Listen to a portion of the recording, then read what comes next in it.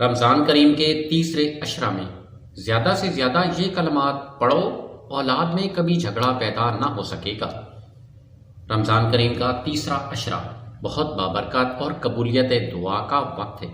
اگر والدین چاہتے ہیں کہ ان کی اولاد کے درمیان محبت، اتفاق اور بھائی چارہ قائم رہے اور کبھی جھگڑا پیدا نہ ہو، تو انہیں اس عشرے میں خاص طور پر اللہ سے دعا اور ذکر کرنا چاہیے۔ سب سے اہم کلمات استغفار ہیں، یعنی استغفر اللہ ربی من کل ذنب واتوب الیہ۔ اس کو کثرت سے پڑھنے والوں کے دلوں کی سختی ختم ہوتی ہے اور گھروں میں سکون پیدا ہوتا ہے۔ دوسرا کلمہ درود شریف ہے۔ روزانہ زیادہ سے زیادہ درود شریف پڑھنے سے گھروں میں رحمت نازل ہوتی ہے اور دلوں میں محبت پیدا ہوتی ہے۔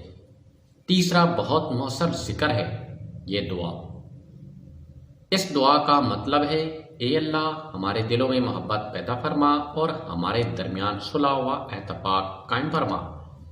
والدین اگر نماز کے بعد یہ کلمات پڑھ کر اپنی اولاد کے لیے دعا کریں تو انشاءاللہ تعالی اولاد کے دلوں میں محبت ڈال دیتا ہے، جھگڑے ختم ہو جاتے ہیں اور گھر میں سکون کا ماحول اور برکت سے بھر جاتا ہے۔